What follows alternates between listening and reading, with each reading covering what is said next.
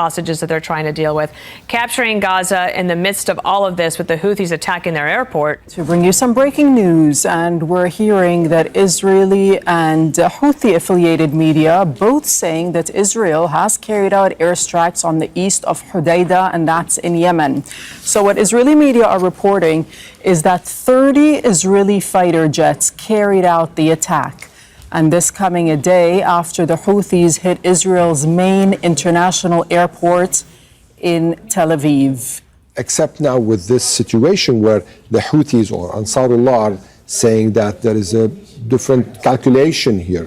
And despite the fact they are already under fire, under Israeli and American airstrikes, they are still capable of launching their rockets. And this gives a kind of a picture of how much complicated this conflict is becoming. Ali, the Israeli Prime Minister also, just about a day ago, after the missile strike from Yemen, promised to hit hard. And he said that Yemen, the Houthis, Ansarullah, would face the consequences, but that Iran would also face consequences from the strike. The missile force of the Yemeni armed forces carried out a military operation targeting Ben Gurion Airport using a hypersonic ballistic missile. The missile successfully hit its target. Yeah, well, what's really taking place here certainly is General Zamir came in on March the 5th, and he presented a new plan to the Prime Minister. Credit the previous chief of the Israeli Defense Forces for killing, Shalom. First thing and foremost, we want to give all praises and glory and honor that's due to Yahweh, Ba'ashem, Yahweh Shai, Ba'ashem Rakakwadash. Double honors to the apostles and elders of Great Millstone and rule well. Blessings and salutations to the hopeful elect. Noah's in the gospel, broad, lifting up the standard of Yahweh, Ba'ashem, Yahweh Shai, wherever it may be. This is another lesson through the Spirit, titled World at War. As it say, major war coming in the Middle East, which, there's no such thing as Middle East, but everybody affectionately calls it the Middle East. But it says Israel approves plan to capture all Gaza, which this is what they normally do. And that's the nature of Esau. Like the scriptures say that he coveted lands by violence. Basically, he's trying to make an ethnic cleansing to that land and set his own people. He wants to make a cleansing of that land, and he wants to set his own people up as being the kings and rulers of this earth. But what Esau don't understand is that Yahweh Ba'ashem Yahweh Shai is going to throw a monkey wrench in his program ultimately, because they're in the process of establishing a new world order. And this is why you have all this turmoil happening all over the earth, even from here in the West with the tariffs and the particular rise in rents and the economic downturn. And now you have the situation in India versus Pakistan, I believe, which that's another war on another front that the West may be indirectly involved in, man. Because the scriptures say continually they are gathered together for war. All right. But it says Israel approves plan to capture all Gaza because, matter of fact, I did this. I looked up all wars going on right now, and it says several armed conflicts are ongoing worldwide, which is world of war. It says including Russia and the Ukraine war, the Israeli-Palestinian conflict, and the Syrian civil war. All these are major wars or proxy wars or regional wars that's taking place on the earth right now. And it says among others, but additionally internal conflicts and insurgencies are taking place in countries like Sudan, Myanmar, and the Democratic Republic of Congo. And it says the Russian-Ukraine war, this is an ongoing war that has resulted in a high number of casualties and widespread impact, according to Rodolfo Delgado, an analyst on LinkedIn. And remember, United States was sending billions of dollars in aid to Ukraine daily, monthly, annually.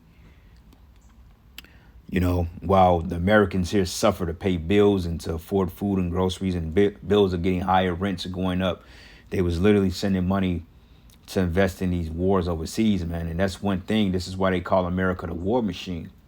Because instead of investing in infrastructure, he invests in war. Okay, because ultimately, that's his spirit.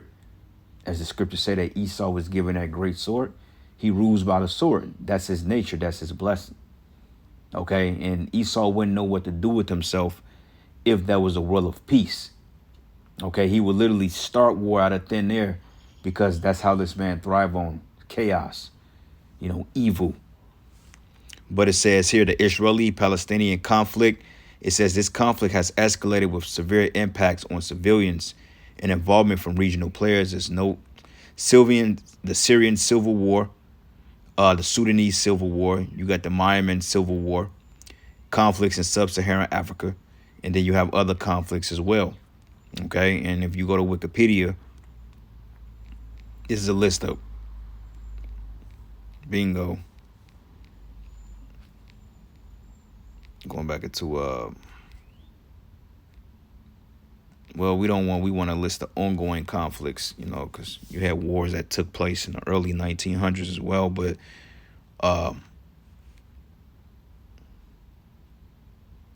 yep, it says 5 military engagements encompassing 4 wars, all of which are interventions currently involve the U.S., the Yemeni Civil War, the Somali-Syrian War, the Syrian Civil War, and the Gaza War.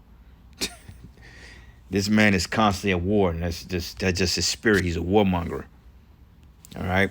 This is why the whole world is rising up against him, because Esau, he's setting off what you call reactions around the world because of his constant need of taking over and displacing people. All right? So let's go to the book of Psalms. I think it's 140.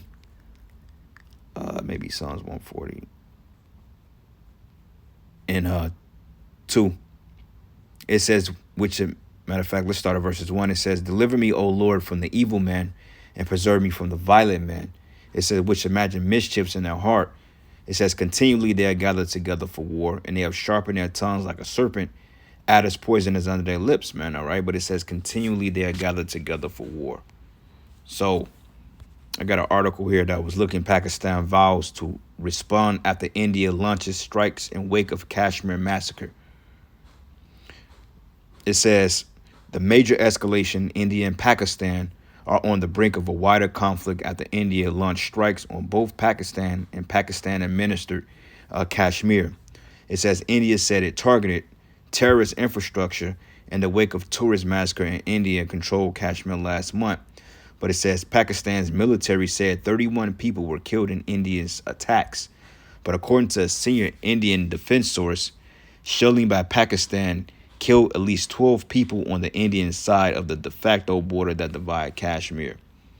It says they pledged retaliation. Defense Minister, Khawaja Asif said Pakistan will only hit military targets in India. But earlier, the Prime Minister, Shehbaz Sharif, claimed Pakistan destroyed the Indian fighter jets in an hour-long air battle. So you see the conflict from the West is trickling over to these other nations, man, because other nations have to worry about proxies and resources being taken and fighting regional wars now, all because of the dealings of the West. And you better believe, directly or indirectly, Esau has his hand involved in this shit, man. All right?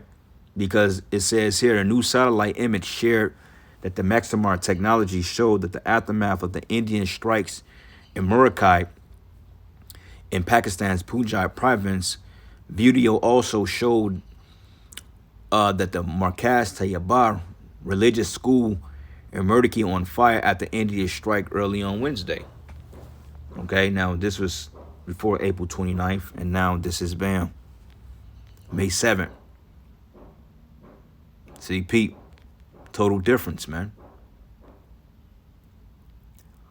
And it says Pakistan's defense minister, Khawaja Asif, said Pakistan would not only hit military targets in India, not civilians.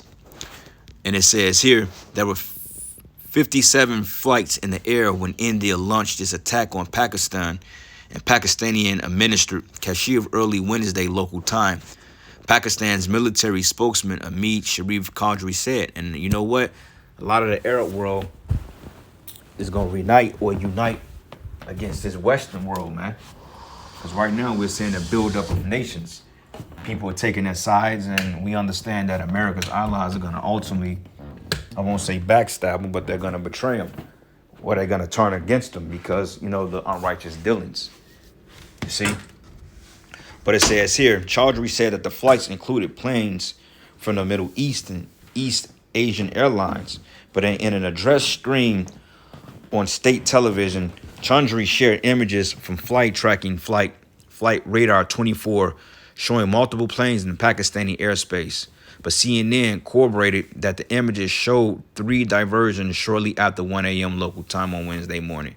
Okay, which is increasing tensions here. It says India urging U.S. and other countries to tell Pakistan to stop supporting terrorism.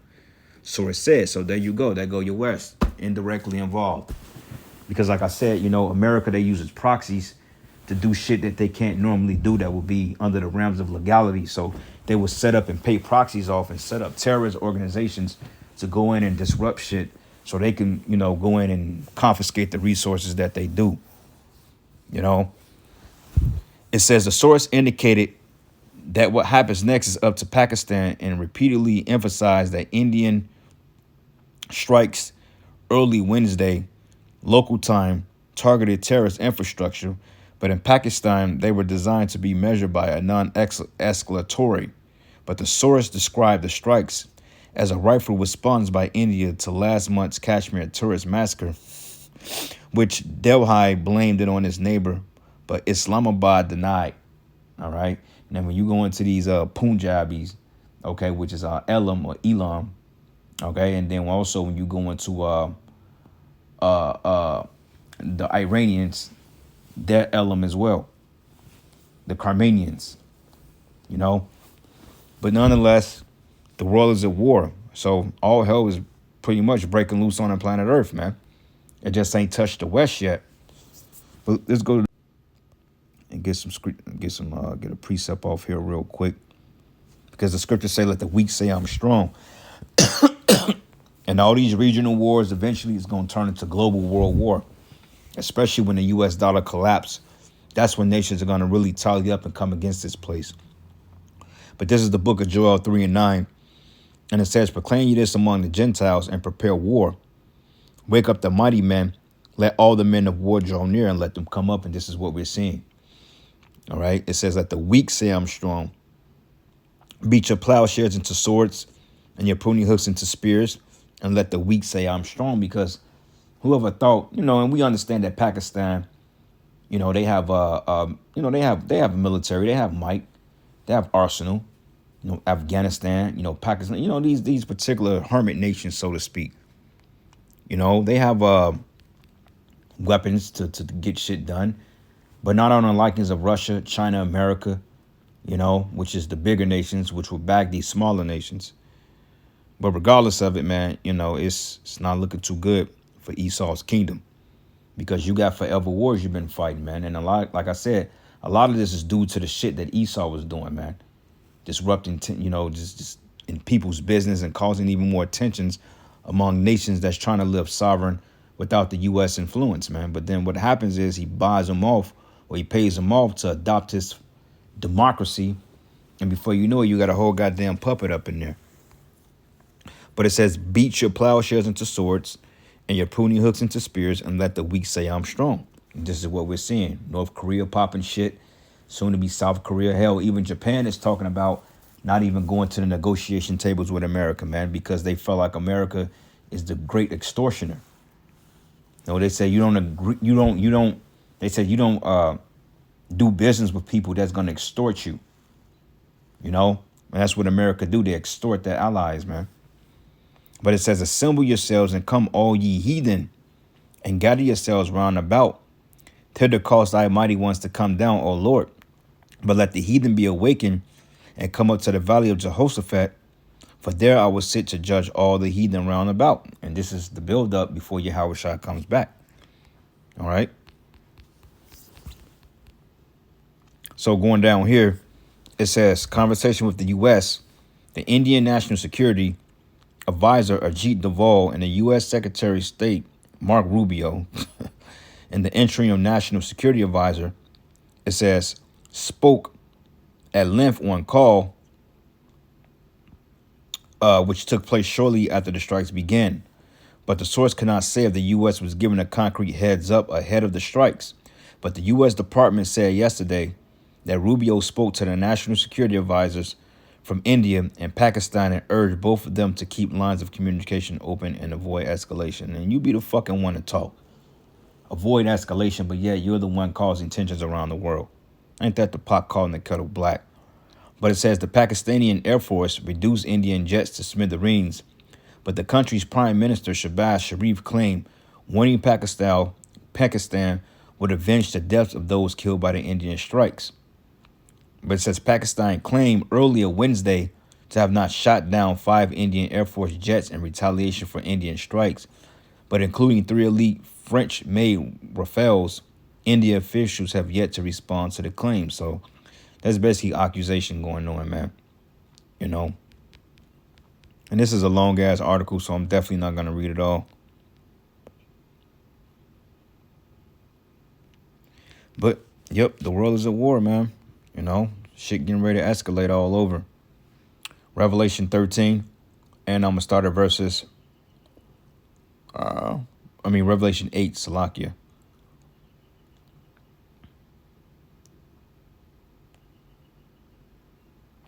The last verse is what I want, but I want to see what we got up here.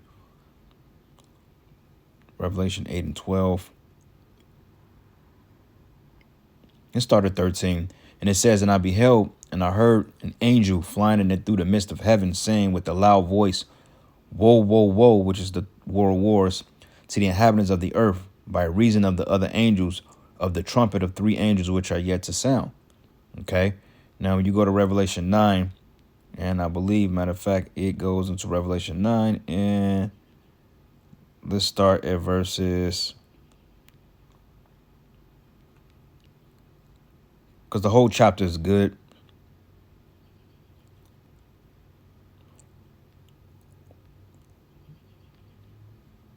Yeah, let's go here.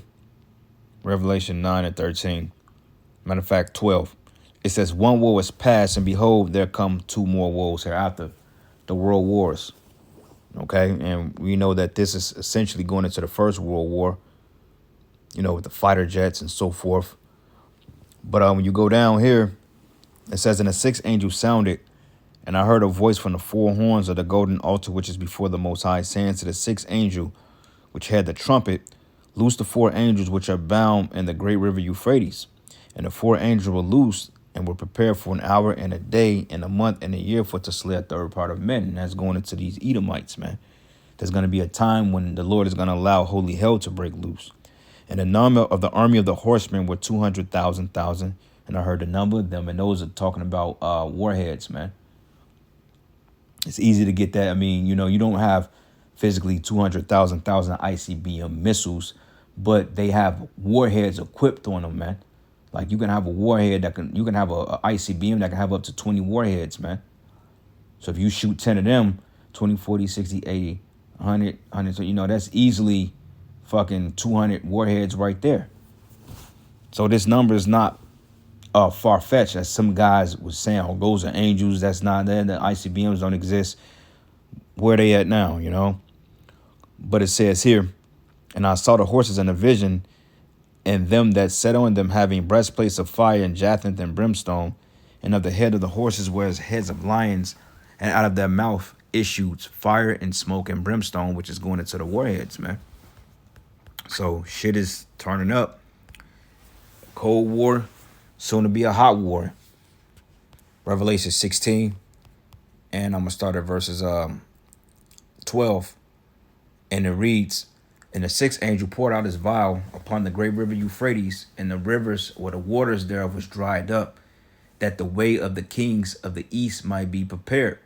All right, and we're seeing that through these policies and so forth, and actually through physical action, because the Euphrates is actually drying up, you know. So that's prophecy, man. And prophecy never lies. It never disappoints. So anyway, with that, man, I'm going to play this last video. But until then, I'm going to shut it down. Giving all praises and glory and honor that's due to Yahweh Bashim Yahweh Shai. Lord's will, you will edify. To the next lesson. Shalom. They laughed at me when I used the pink salt trick. But after I dropped 6 pant sizes... Neville, we're just hearing from Donald Trump. I think we have a clip of what he's had to say. Is there any reaction to the attacks between India and Pakistan? No, it's a shame. We just heard about it just as we were walking in the doors of the Oval. Just heard about it. I guess people knew something was going to happen based on a little bit of the past. They've been fighting for a long time. You know, they've been fighting for many, many decades Any message to and Parliament? centuries, actually, if you really think about it. No, I just hope it ends very quickly. Mr. President, are you considering adding a stop in Israel during next week's trip to the Middle East? And also, what's your reaction to Israel's plan to reoccupy Gaza if there is no ceasefire deal? Well, the plan we haven't talked about, but we're not planning on stopping. We'll leave that news conference there with Donald Trump. Neville Lazarus still with us in New Delhi. We heard the president there saying it's a shame. We just heard about the India strikes against Pakistan.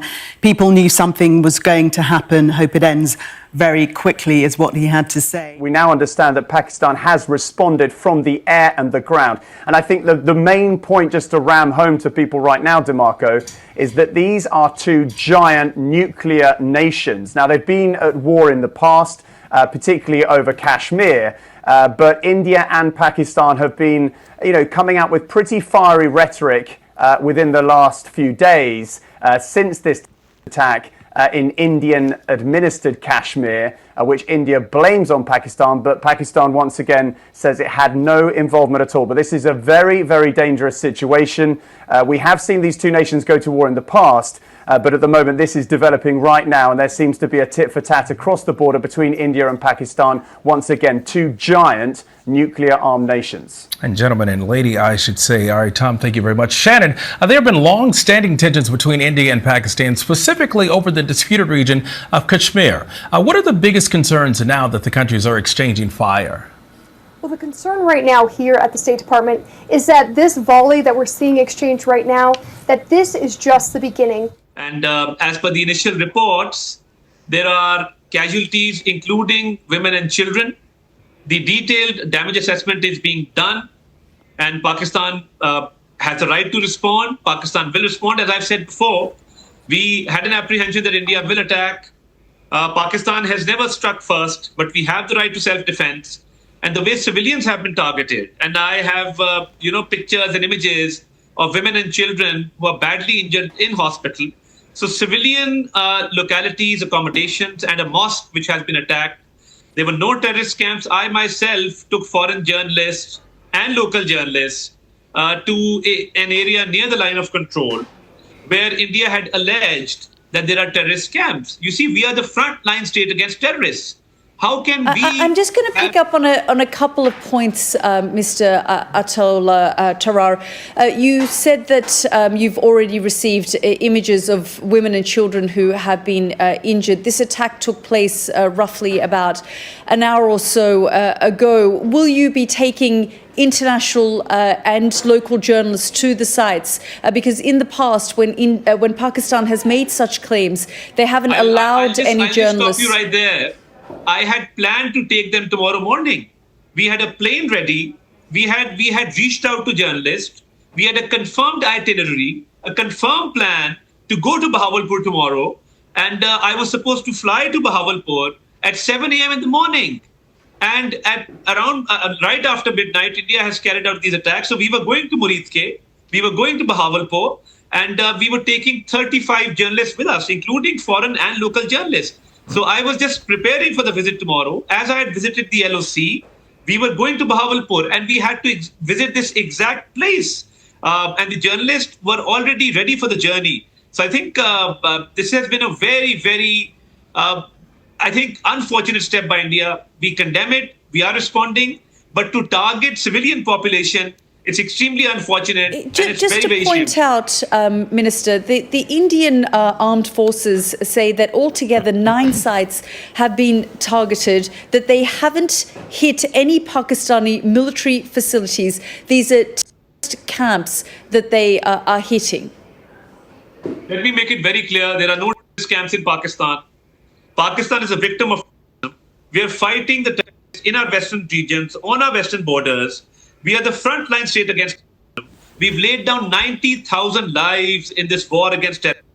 India, on the other hand, when we had the Jafar Express hijacking, an intense hijacking incident, India did not even condemn it, let alone express some concern about that incident. So India has been sponsoring terrorism by assassinating Sikhs in US, in Canada, in Australia. We captured a spy by the name of Kulbhushan Yadav, who's a commissioned Mr. naval Tarar, officer. can I just point out to you, on my program just a week ago, your defense minister, Khwaja Asif, admitted that Pakistan has for decades had a policy of funding, backing and using terrorist groups as proxies in the country. In fact, in 2018, President Donald Trump cut military aid to Pakistan because he accused Pakistan of playing a double game. India has fired at least 3 missiles into Pakistan. Pakistan's army confirmed which regions were attacked, while India's army released a statement saying that Pakistan is firing back and violating a ceasefire agreement.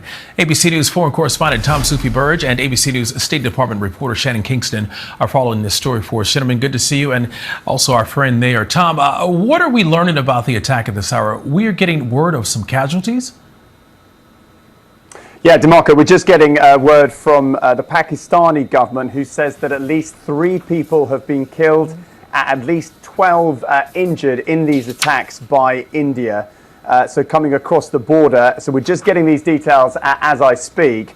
And of course, just to remind viewers, this is India's response, it says, to a attack in the province of the region of Kashmir. Remember, Kashmir is basically a region which is disputed between India and Pakistan. And it happened last month. 26 people were killed in that terrorist attack. Now, Pakistan denies any involvement in that attack, but the Indian government accuses Pakistan of funding militant groups in Kashmir and effectively being responsible for that terrorist attack. And this is India's response, which we thought has been coming. To be honest, analysts have believed that the signs from the Indian government of Narendra Modi have been that India will strike militarily back at Pakistan, and that's what's happened. The officials in this building, the Secretary of State Marco Rubio, they've been working the phones, talking to officials in both countries, trying to get the Pakistani government to come out and denounce the terror attacks,